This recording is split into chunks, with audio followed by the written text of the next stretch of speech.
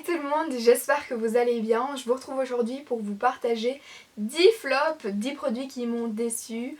Ça fait quelques temps maintenant qu'à chaque fois qu'un produit ne me plaît pas, je le mets au fond d'un tiroir, comme ça je me suis dit il va attendre que j'ai 10 produits et voilà, maintenant je vais vous faire cette vidéo. Je vous laisse tout de suite avec mes avis sur chacun de ces produits. Alors j'ai tout d'abord cette base à mascara, donc qui est la Lash Base de chez Essence. Alors on va lire ce qui est mis, donc ça promet volume intense et allongement des cils, ce que je n'ai absolument pas retrouvé avec cette base. Tout simplement, quand je mets la base, j'ai l'impression que ça fait des gros paquets, même si je m'applique, même si je prends 5 minutes pour un côté, ça va pas du tout. Soit je ne manie pas bien ce truc, ou alors bah tout simplement ça ne va pas quoi, c'est pas du tout une bonne base. Même en faisant des petits zigzags pour essayer de ne pas faire des paquets, ça en fait tout le temps et voilà. Donc pas possible, je ne sais pas utiliser cette base, c'est vraiment... ça fait vraiment des gros paquets, ça fait pas naturel, ça fait pas joli. Gros flop. Oups. Alors pour rester dans les cils, j'ai le Great Lash de chez Maybelline qui est un ancien mascara.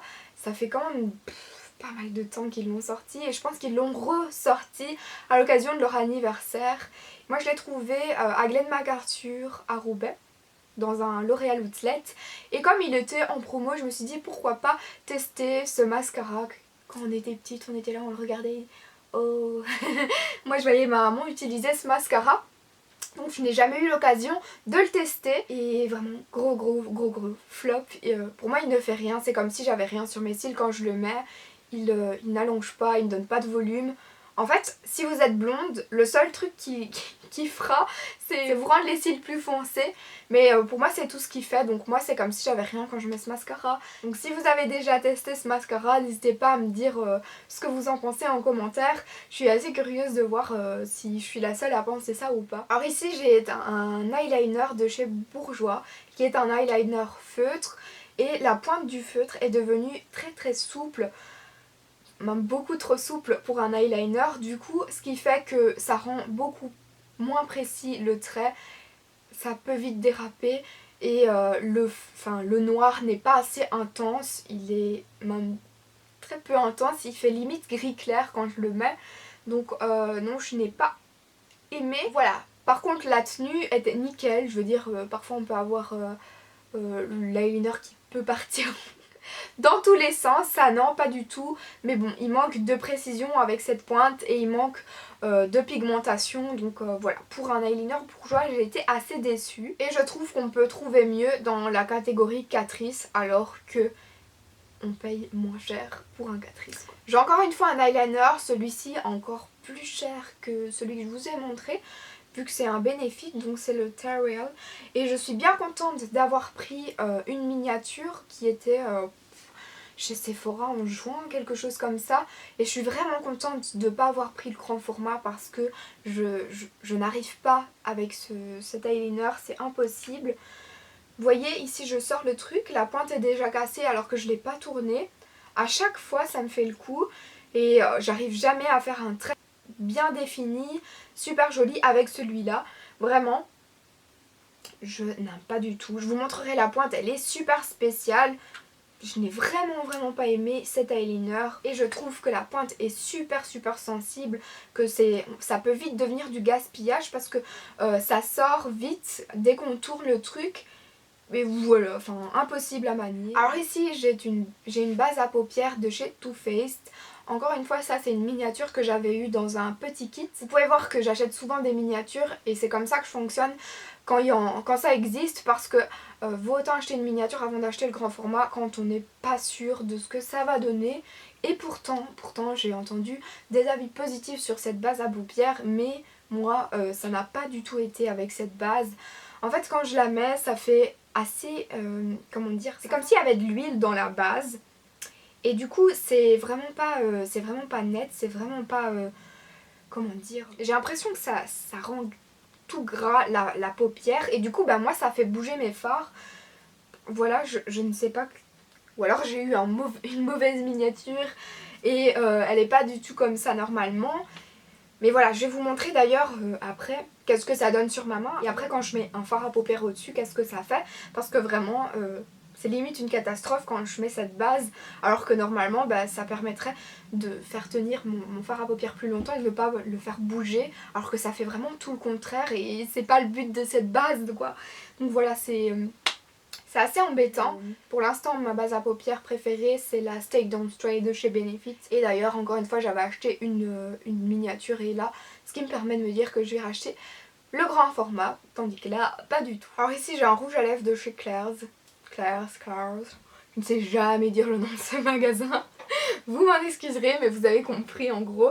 Et c'est un mascara. J'ai trop parlé de mascara là. C'est un rouge à lèvres qui est assez clair en fait. Et je pensais qu'il allait être nude, mais non, en fait il est beaucoup trop clair.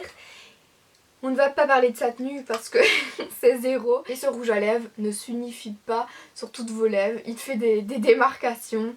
Enfin, il est vraiment super moche. Et ce qui est dommage en fait, c'est qu'il n'y a pas de testeur en fait. Il n'y avait pas de testeur, du coup je me suis dit, bah, je ne vais même pas le tester sur ma main, mais sur la main ça va. C'est vraiment sur les lèvres qui fait un aspect super dégueu, il est vraiment très moche. Mais je le garde par contre pour faire des dégradés de couleurs sur les lèvres, je trouve ça très joli quand j'ai besoin juste d'une petite touche plus claire vers le milieu. Ça va, mais vraiment mettre cette couleur là en entière sur les lèvres, c'est super moche. Mais alors ne parlons pas de la tenue et de l'aspect de tout l'ensemble. C'est vraiment juste pas possible pour ce rouge à lèvres. Alors ici j'ai un produit qui normalement devrait avoir un effet blanchissant sur les dents. Je l'avais trouvé chez Dee, donc c'est le Pearl Drops Instant White. En fait c'est avec un pinceau. Et le liquide il est blanc, limite on dirait du Tipex qu'on va se mettre sur les dents.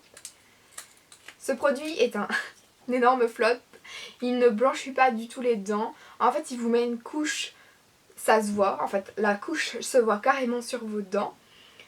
Là, le goût, n'en parlons pas, c'est dégueulasse, on a l'impression d'avoir quelque chose de chimique dans la bouche, mais un truc de fou. Voilà, je l'ai fait genre 3-4 fois, mais après j'ai dit stop, arrête. C'est moche de 1, on voit des traits comme ça qu'on met sur les dents. C'est dégueulasse et fait d'abîmer l'émail de mes dents, donc j'arrête tout de suite de faire ça. Voilà, donc j'ai totalement arrêté, je peux vous dire que ça ne fonctionne pas du tout, c'est pas naturel et le bicarbonate et le citron vont 10 fois mieux pour blanchir vos dents que cette saleté de produit, je vous l'assure.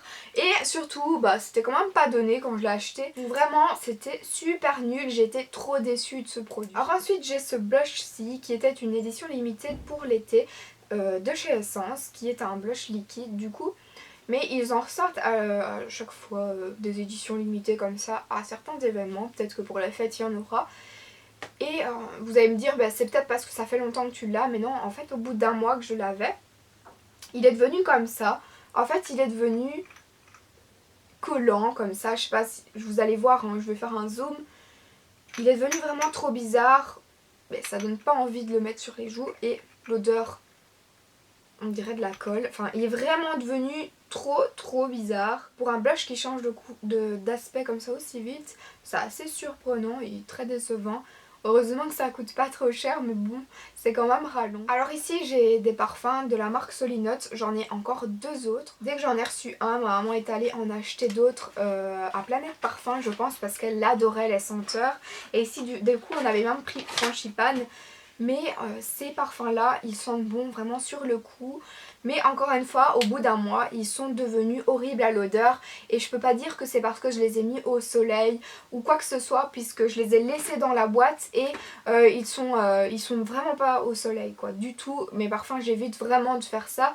Donc on peut pas dire qu'il y a eu un facteur qui a influencé ça. Voilà, c'est tout simplement des parfums. Les 3 bouteilles que j'ai sont devenues vraiment une odeur. D'ailleurs, je vais la mettre, peut-être pour essayer de la décrire.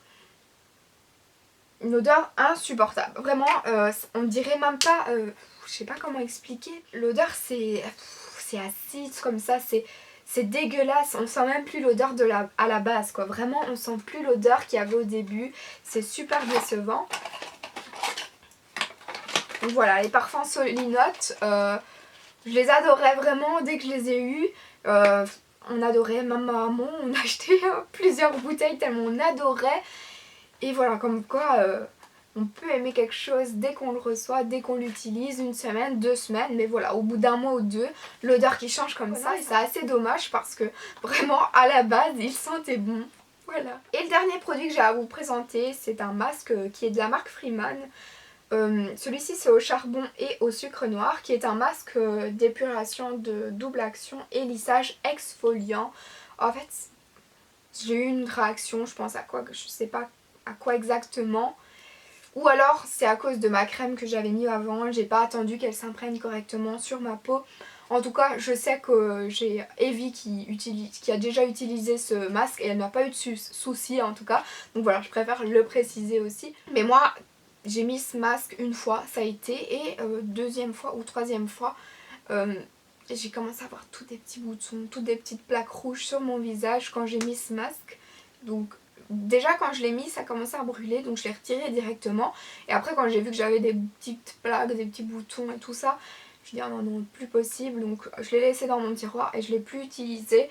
J'ai pas envie d'avoir encore cette blague. Donc soit je suis allergique à quelque chose qu'il y a dans ce truc, soit j'avais pas attendu assez longtemps que ma crème s'imprègne dans ma peau, ou peut-être le mélange de produits. Enfin, je sais pas du tout ce qui s'est passé. Mais voilà, en tout cas c'est un flop pour moi. Bien que l'autre au chocolat de cette marque là, je l'adore totalement. Tandis que celui-ci, bah comme ça m'est arrivé une fois, quand c'est comme ça on n'a plus trop envie de recommencer. Et j'ai essayé sur ma main et je n'ai pas eu de réaction sur ma main. Peut-être que je devrais tester une deuxième fois, mais je sais pas vous, mais ça fait quand même assez peur. Pas envie de me retrouver avec mon visage enflammé. Voilà pour ce petit masque. J'en ai terminé avec mes 10 flops, c'est déjà assez je pense. N'hésitez pas à me dire vous aussi si vous avez déjà testé ce que je vous ai présenté et si vous avez un avis totalement différent ou si vous pensez la même chose. J'aimerais beaucoup discuter de ça avec vous en commentaire. En tout cas j'espère que ma vidéo pourra vous être utile. Je vous embrasse et je vous dis à la prochaine. Gros bisous.